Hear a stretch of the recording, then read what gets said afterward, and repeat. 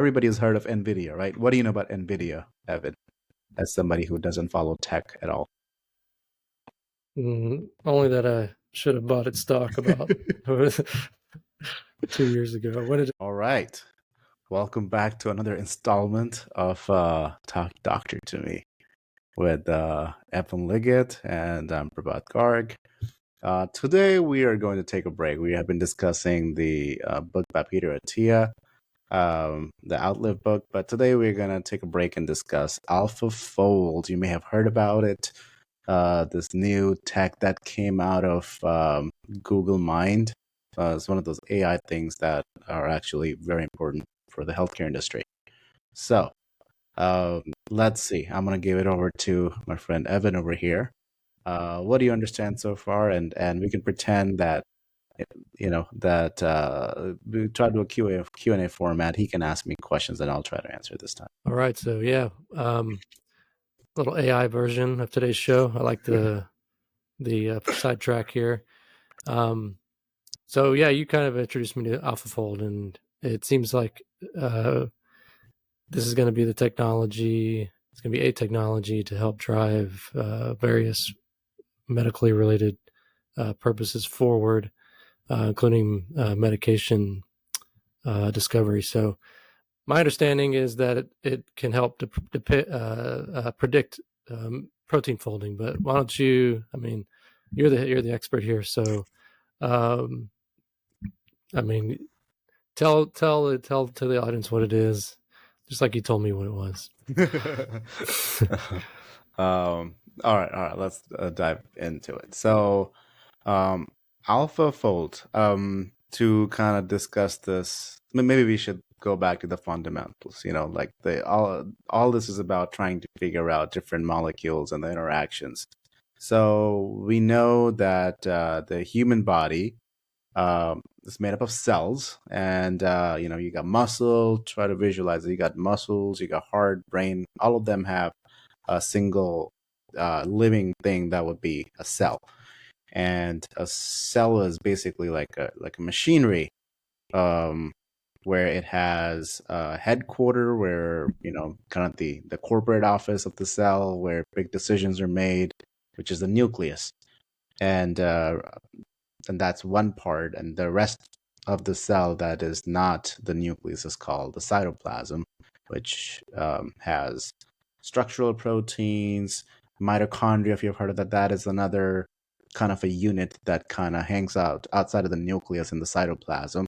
And outside of the cytoplasm, you have the cell membrane, which defines the boundary of the cell, and that's made up of cholesterol and fat proteins, kind of linking back to our prior episodes.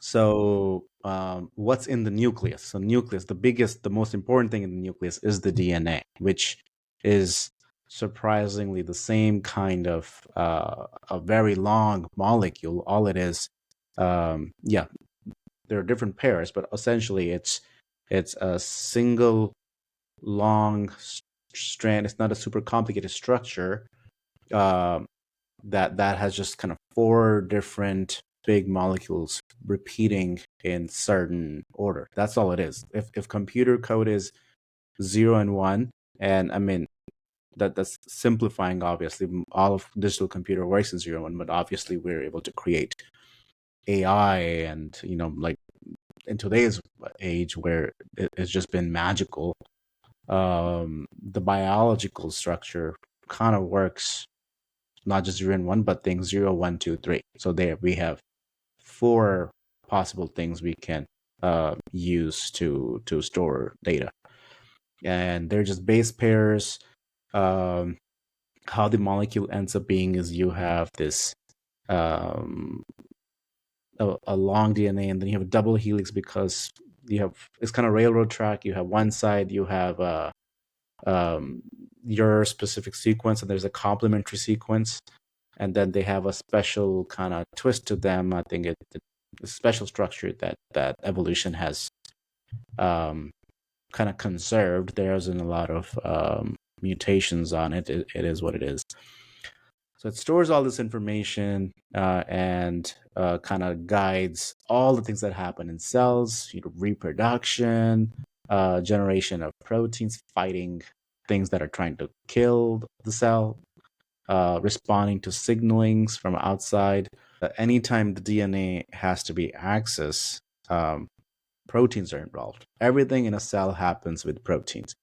You want to read the DNA, that's a protein. You want to replicate the cell, that's another group of proteins get together. So everything that can happen it's proteins are tools. You have to use proteins to do anything.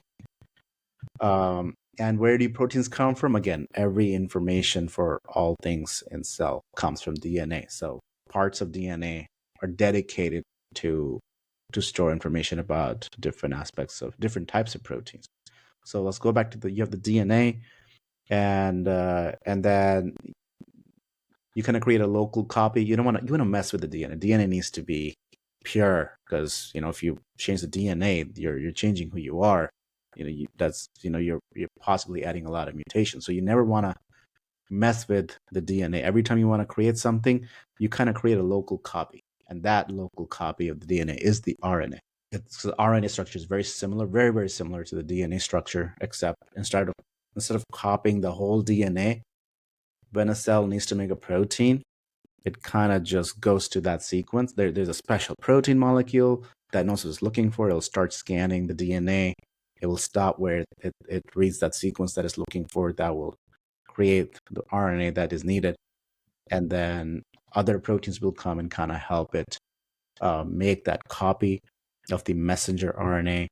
And then another protein called a ribosome will come and take that mRNA and start getting different amino acids, linking them together. And then now you have another string. I mean, these are kind of simple strings of molecules, right?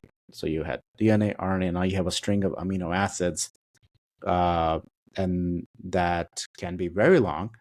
But essentially, how protein structure is different from the DNA and RNA is that the protein structure, you can have 20 different amino acids, I believe.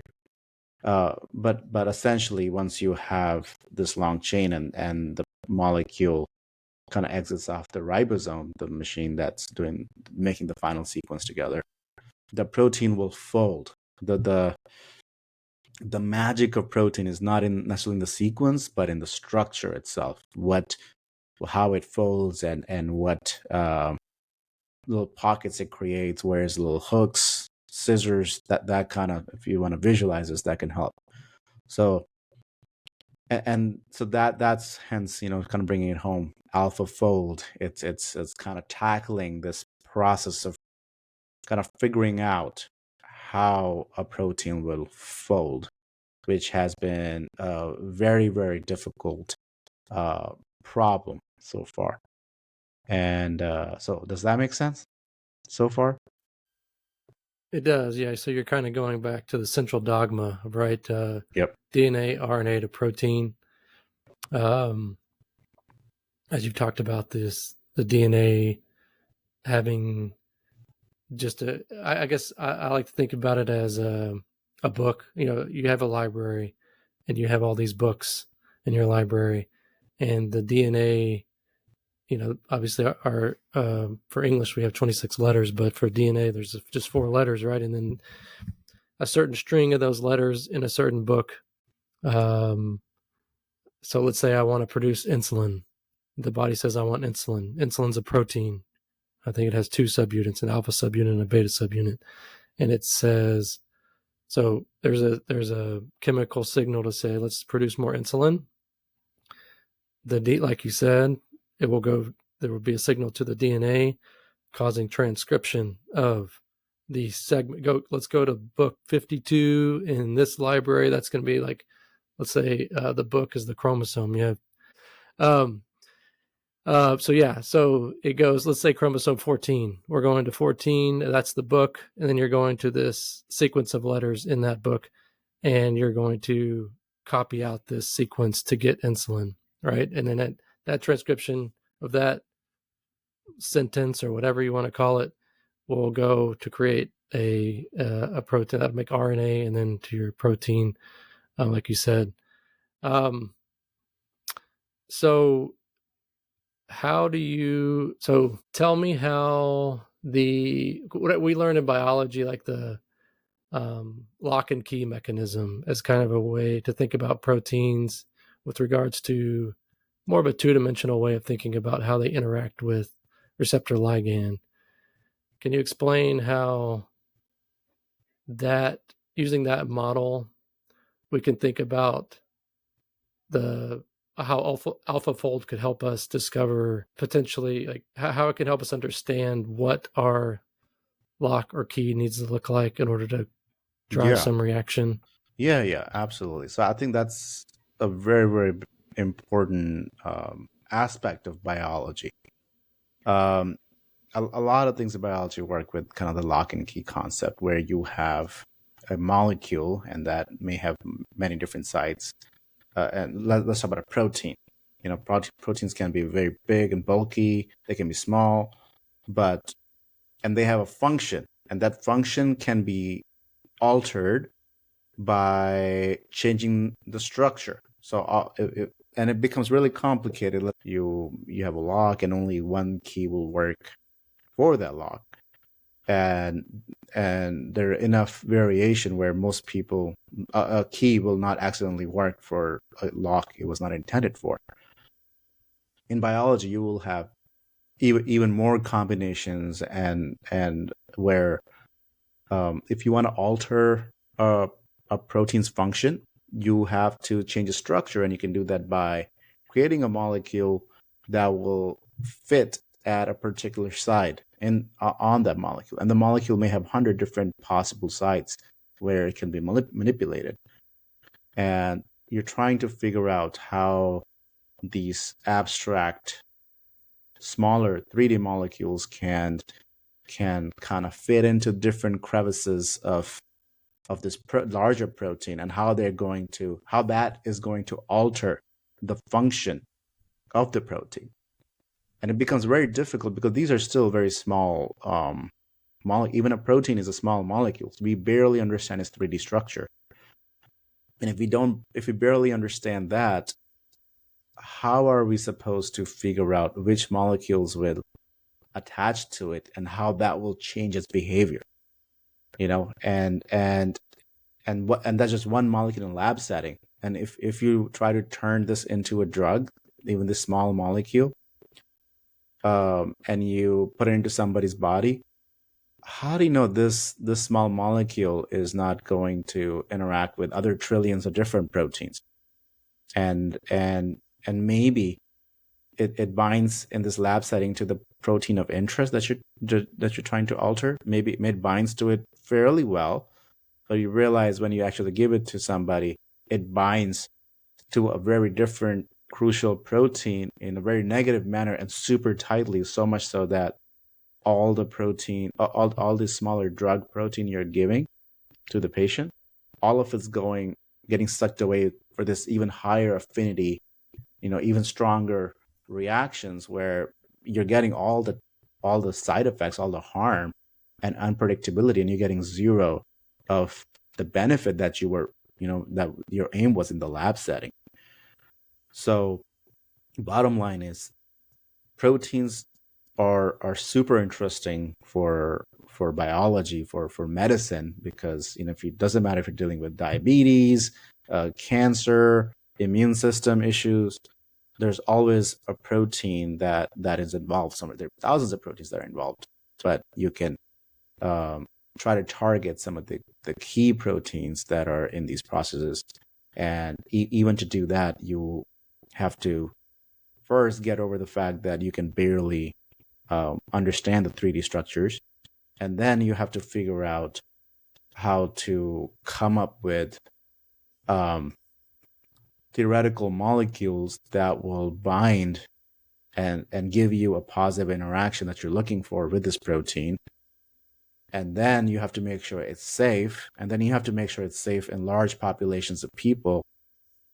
And you can see why it takes forever to make a drug, and why drugs can take 20 years to get approval from all the human studies, and you have to show that it works, you have to show it doesn't kill people. And then and that's why the frustrations with the pharmaceutical industry, part of it have been people worry about a lot of the high prices, but the other part is, why is it so slow? Why does it take forever to get new drugs? Even Ozempic and all these drugs were designed in 90s, so like 20, 30 years ago, but the rollouts are always slow because people are always I guess afraid of side effects, because um, we have had very limited predictive ability to see what all the possible side effects can be till now, and things are about to change, and we are getting new tools where before even going into production, we can sit in our computer and we can do a lot more modeling, more analysis in the brainstorming phase before we even have to spend a lot of money and energy and time. So that's the key distinction. That's why everybody's just so excited. Does that make sense? Yeah. What was used before? I mean, if we have AlphaFold now, you're telling me AlphaFold can predict based off of a string of amino acids what that protein is going to fold into, the structure, the Yeah. three-dimensional structure that's going to fold into. If that, 10 years ago we didn't have this, so was there anything that was used 10 years ago to help predict, or how does that? Yeah. So how does that help? How does knowing the three-dimensional structure help in producing the medication or producing the protein? Yeah. So, what was used before AlphaFold, we basically had to use. I mean, these are still super cool techniques, but they're, by today's standard, I can see how they're old school. But you will take a protein. I mean, this sample has a lot of protein. You you isolate a certain concentration of protein, and you throw X-rays at it, and then you can, using some physics techniques, you can detect the X-ray, because the light will hit the protein, the X-ray light, and it'll scatter, and then you'll have a film on the backside, and you can capture the scatter pattern, and that lets you kind of deduce what the structure may have been. Similarly, you have NMR technology, where you're kind of seeing how the protein itself kind of manipulates magnetic fields. So similarly, you're trying to see how these small wave and wave particles and magnetic and electrical fields, how they're interacting with your small particles, and then you're trying to deduce, oh, this protein's probably this size. It probably has a positive charge element on one side, a negative charge element on the other side. So it's using a lot of these kind of experiment-based techniques to figure out, and even then, I don't think you fully understand what the fold is, but you understand how big it is. You probably understand the useful 20%, and I'm imagining you probably have to have vague idea what the 80% looks like, but you can tell what the surface is, and then you can try to so that's kind of understanding the structure. And when it comes to trying to see what drugs can be created to target, they still have things like, I'm reading my notes here. The biggest thing I think is brute force technique, where you have a lot of proteins, and this is the most expensive way of doing it. It is done this way, and then you just try different proteins, smaller proteins, and see if they bind, and if they bind strongly. So again, this is kind of none of this is really modeling. A lot of it is just experiment in a lab, and it can take months to years to try to figure out. And when something, and in theory, you think, oh, this kind of drug. So the hardest thing is probably the new drugs. But if you know, let's say Ozempic, oh, it's a molecule that we know binds. Maybe it came first, and if you're trying to come a second one, you don't have to kind of start from scratch. You can kind of modify the existing drug that we know has very similar benefit.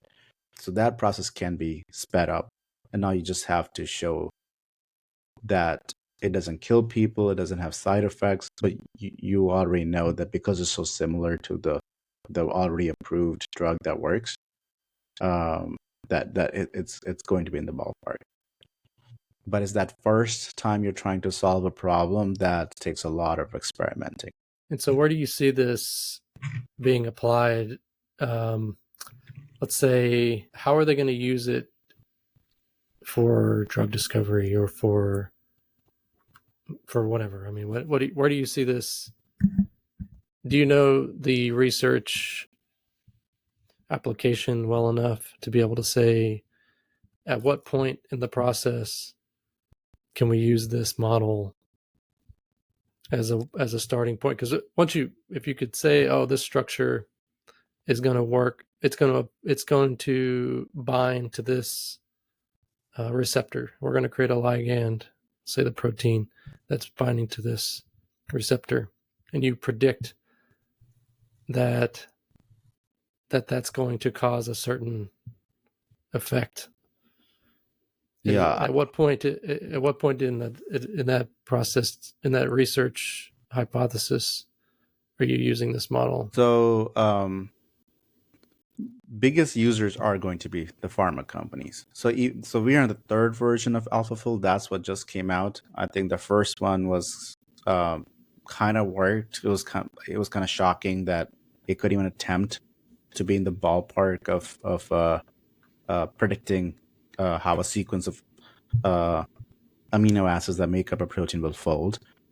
The second, AlphaFold2, actually did a pretty good job of the accuracies were surprisingly good as some of these other the status quo.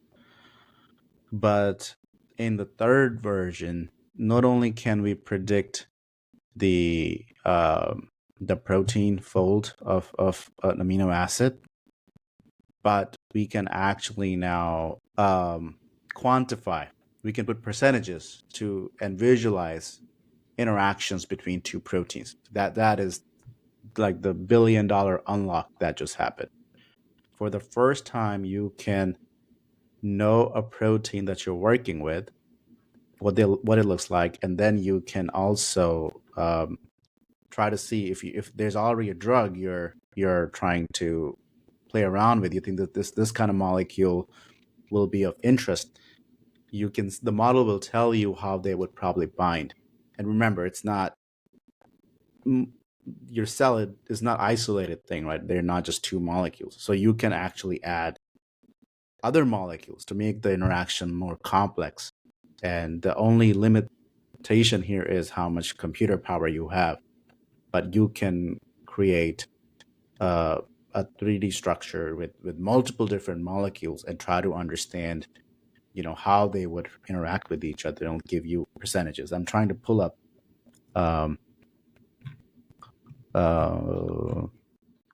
what does it here. use to model the systems? What do they use? What do you mean? Yeah. So what are they using to base their models on? Like what is the input? Oh, when it was trained? Yeah. So that's a good question. I don't know if 100%, but they have basically used they know the codon or the sequence for each protein, but then they would go in and on the other side, they will put in the best available information of that 3D structure. So things that have been well studied and established. So they just created a model saying, hey, this is a sequence for the protein, and this is what it folds into. And you do that for millions of different proteins. And then it's essentially how like modern AI you can put in a text and it'll create a picture, be like a panda riding a bicycle in a rainforest, and it will extrapolate, having all these. It's seen all the pictures on the internet of various things and different um, environments, different interactions, and you have that label. So it's able to, at least in the picture, like Dolly 3, they're able to basically impute using all the existing things in the model, create, basically hallucinate a picture that is very accurate, and a human goes, wow, I can't believe a computer came up with this picture. So similarly, they basically hallucinate a 3D structure based on the string of text.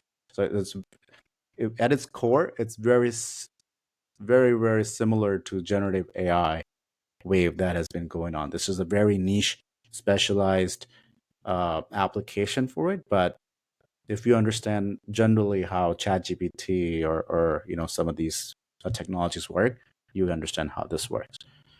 And I was going to show an example.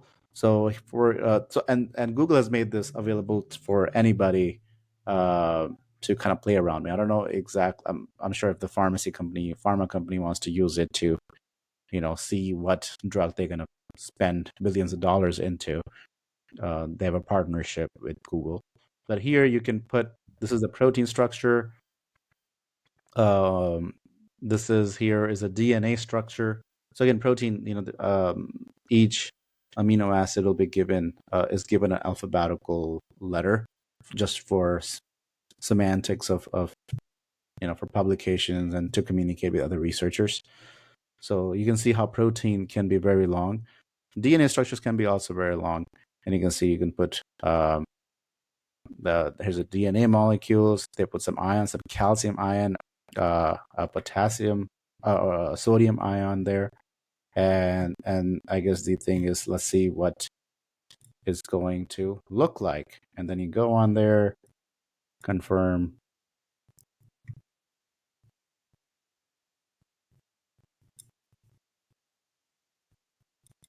I think it's this one, because some of these are already been generated. Let's see. So here you have this 3D structure of a protein DNA ion, and the color pattern here is just affinity, how strong the model feels this reaction is most likely to take place. So the blue means it's very, very certain. And I think the big kind of the circular molecule is the DNA, and everything else is the protein.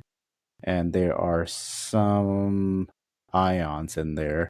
You can see there are 2 ions, or actually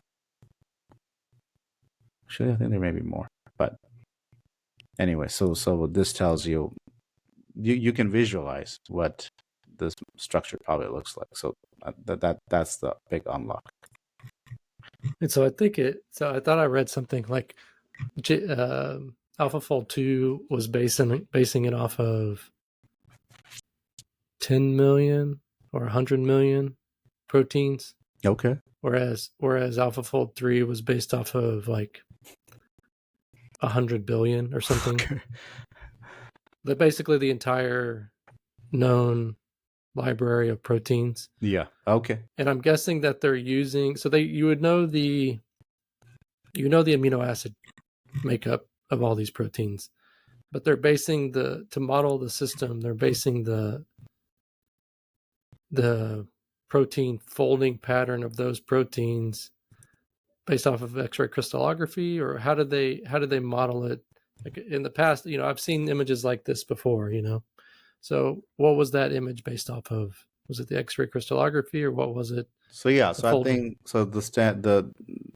Before this, the original data, this is new. So if they had these hundreds of millions to billions of data. So yeah, all that was based on X-ray crystallography, where you get the protein isolator, you freeze it, turn it into crystals, and then you shoot X-rays through it, and then the scatter pattern, that's the X-ray crystallography, and then the NMR, which instead of X-rays, you're dealing with magnetic fields and trying to predict what it probably looks like. So it's based on kind of combination of those kind of techniques, um, and all the work that humans had done trying to model these till 2020 basically. So in the past 50 plus years, with all the work that was done in modeling various different proteins. So I think I saw, either I listened to a podcast or something where they mentioned that inherent in their model, if they're using it based off of those systems, inherent in their model is possibly some error, right? Like you potentially, the sequence, going back to insulin, the sequence of insulin probably pretty confidently of what that amino acid sequence is. Correct. Knowing the structure probably of insulin is pretty well known because it's so common. And we make it, and we mass produce it as humanity. But even that, I mean, again, making it, so the amino acid sequence, the DNA sequence, so making it is one thing. That doesn't mean you have to know what it looks like just because you make it. That is also very true. And it's rare in health sciences, because I think other industries probably, I think semiconductor industry probably understands our pain, because they often deal with nanometer type scale. They make chips that work, even though they don't, they know the tools work. They may not understand exactly how and what is actually going on. And so if they're basing their model off of X-ray crystallography and MR, whatever it is, they can know pretty well what it looks like, but they can't be 100% certain that. Yeah. So, I mean, the question of, is this actually the ground truth? If tomorrow you could create a lens, I mean, and some of this, I think, also has electron microscopy right. Used. But still, I mean, to the point, it may not, the ground truths we have that are used to train may not be perfect, which means our modeling that's designed is based on this ground truths may not be perfect. But it's likely that it's good enough, and the good enough may be sufficient to design drugs and cut down times needed to start trials, that kind of thing. And I mean, I think these kind of models were also actually very important in coming up with the COVID vaccine, because I believe AlphaFold was used for the COVID, the capsid protein, I believe. So in modeling that, it was actually very important, and that may have been why the vaccine was available within a year, because just lead time just got cut to a very small time frame. And even that 1 year, most of it was just human testing and trials, because pandemic started maybe February 2020, and I know colleagues who were doing trials, doctors who had volunteered to get the vaccine early to see if it works by the summer, June, July. Yeah. Warp speed there.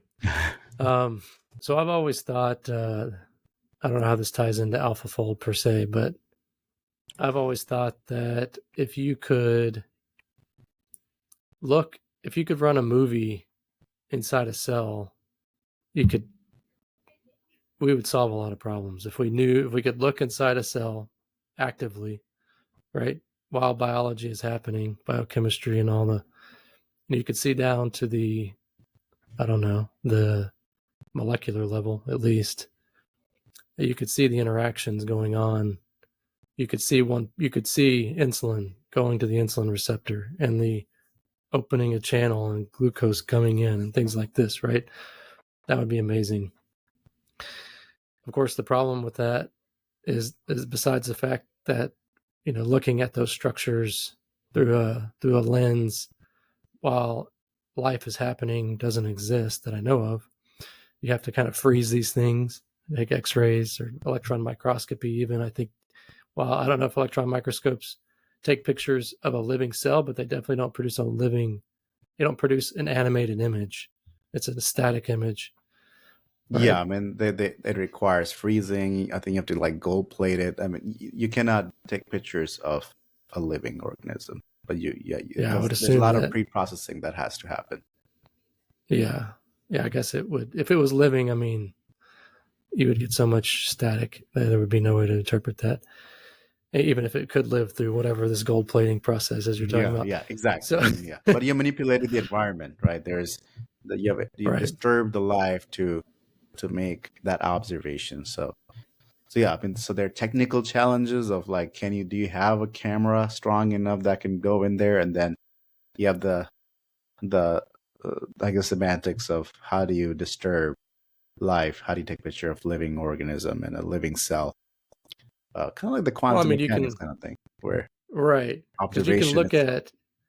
you can look at a cell under a microscope, a light microscope, and you can see it moving around, like or a small Yeah, yeah, organism, single cell organisms. You can see them moving around, right? So, if you could magnify that to the level of the molecule, that would give us so much insight into what is happening within a cell at any given moment.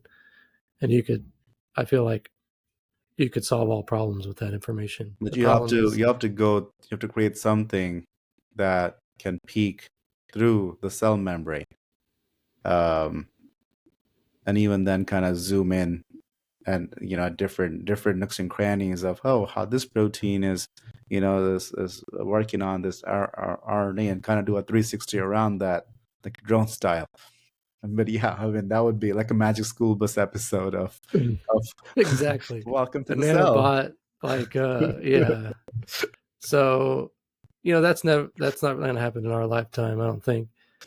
Um, but it always amazes me that these interactions that are happening, right? Even the folding of the protein, even the molecule itself, the structure of the molecule, the structure of any given amino acid, the amino acids coming together. These are all like combinations of covalent bonds and ionic bonds, and you're shaping a protein based off of interactions between different atoms, right?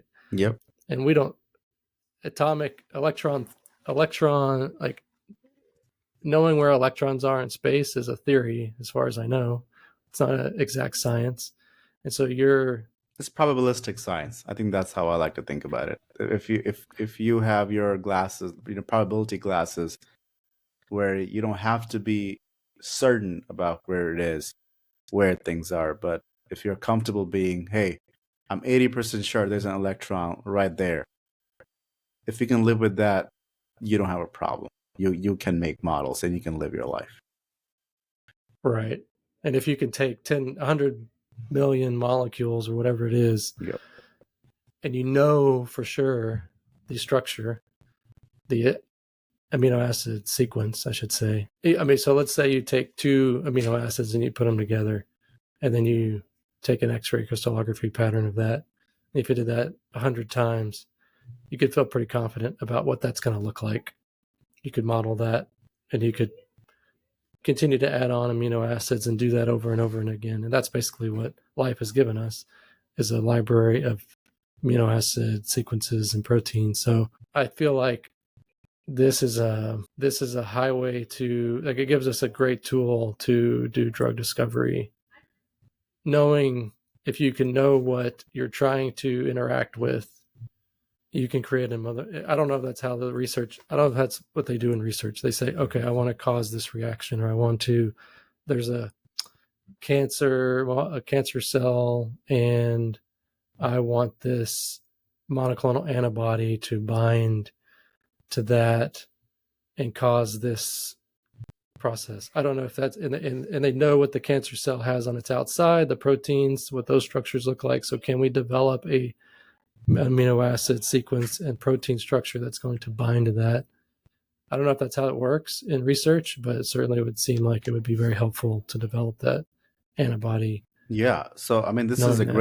example, because I think most people understand what cancer is. And it's a cell, like we discussed, but it's been the errors that happen to the DNA makes it go nonstop. It just keeps dividing and dividing and growing and try to do things it's not supposed to do. It becomes a very selfish, hyper growth kind of cell. But like I said, everything that a cell can do is executed through proteins. So there are definitely proteins involved in that cell replication there, and even some of the signaling molecules. So if you can, the trick is trying to figure out what does this cell has that can be targeted that none of the other cells have, none of the safe cells that don't have cancer has.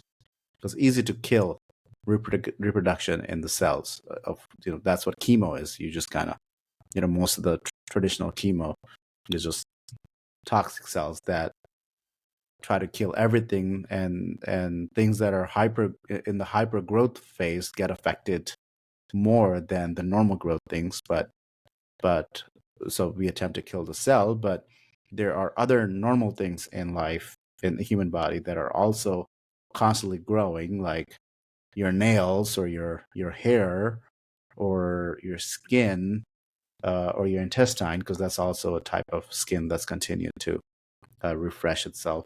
And that's where the side effects are. People lose their hair. People may have easy to get rashes. They get diarrhea.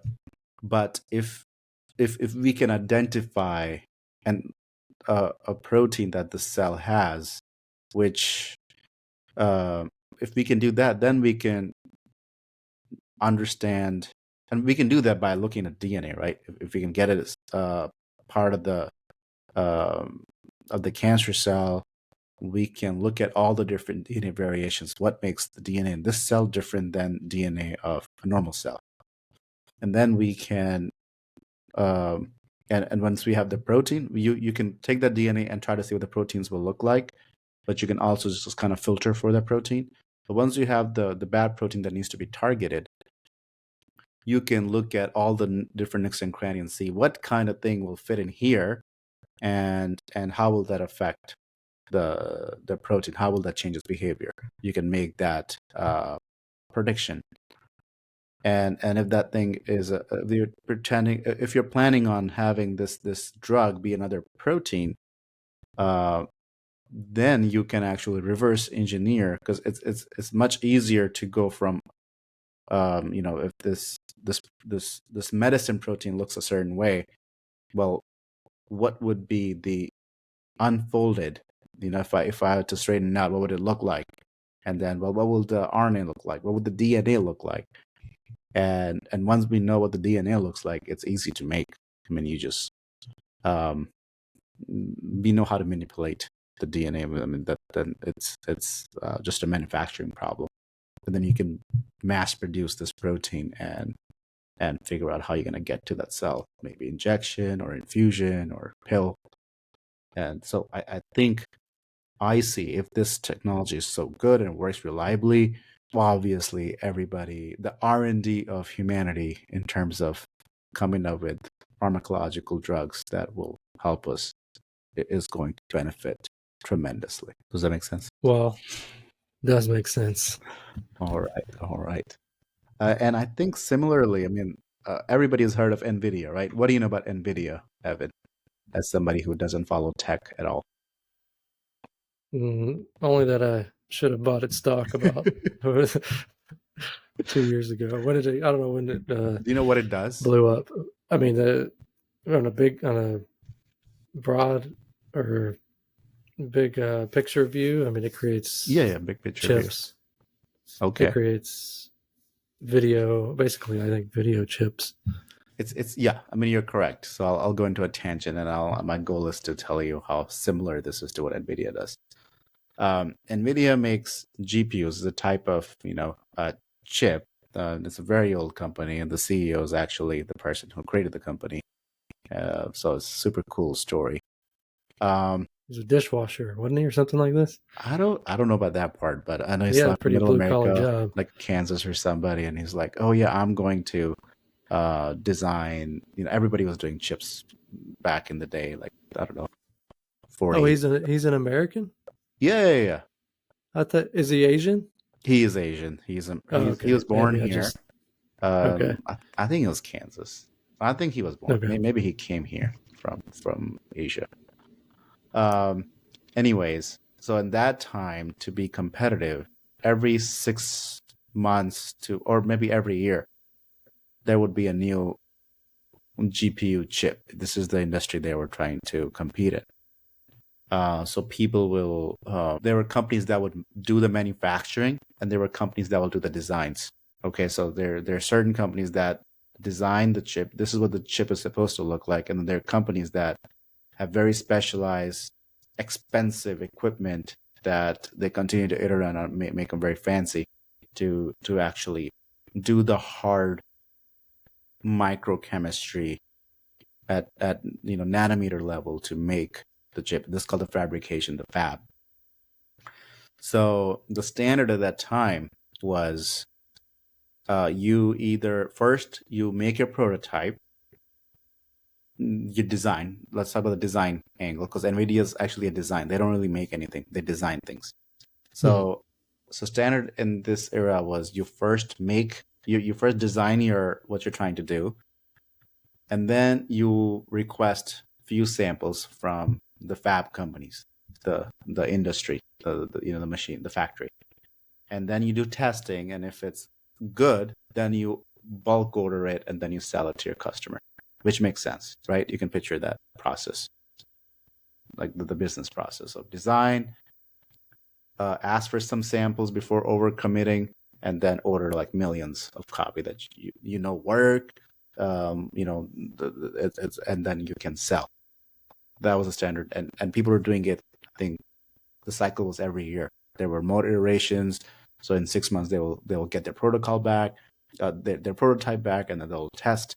And then once they know it has meets certain quality control, then they will get the mass production. So there multiple times during his journey, Nvidia has almost gone bankrupt. And in one of these times, the Jensen Huang, the CEO, made the decision, say, no, we can't, either we die or we do something different. And what that different is, we're going to cut down this 2-step process to 1-step process. We are no longer going to design something and then ask for this prototype to see if it works. We are going to do all this modeling in our computer. We are going to have one branch of the company that does the design, and another branch that can quickly, through software, through this 3D model and software, do all the checks. And then if it passes this software-based check, then we're just going to mass order, and we'll sell, and we'll undercut our competition by like 6 months. And by the time they're bringing their product to market, we're already ahead. We already became the king. And that's what they did. And in the first, I think it was the first shot, it was a hit. Super surprising. The company didn't become bankrupt. And eventually, all the industry started doing this. But essentially, through software modeling, they bypassed money intensive and time intensive process by just modeling it, and that's, I think, kind of similar to what AlphaFold is trying to do for biology. That's pretty cool. That is pretty cool.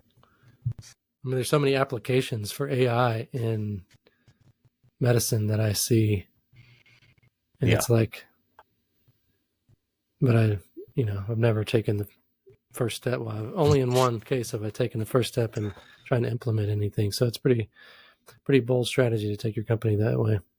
But you can see how this prediction-based technology that we are entering now as a species, this can apply to anything. I mean, think about all the physical things we have to do that require a lot of money and time and effort.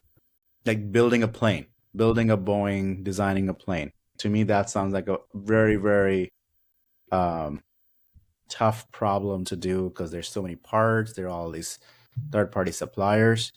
Uh, hmm so I think all these things can be done through software, and I think in the future we will have um, much faster, much cooler product. Maybe more even competition as more people think they can enter and compete and make better products. But yeah, let's end it there. And I'm so excited about it, and we'll pick it up next week. All right. There's a lot more on AI coming. I Yeah, have a a lot more. feeling. All right.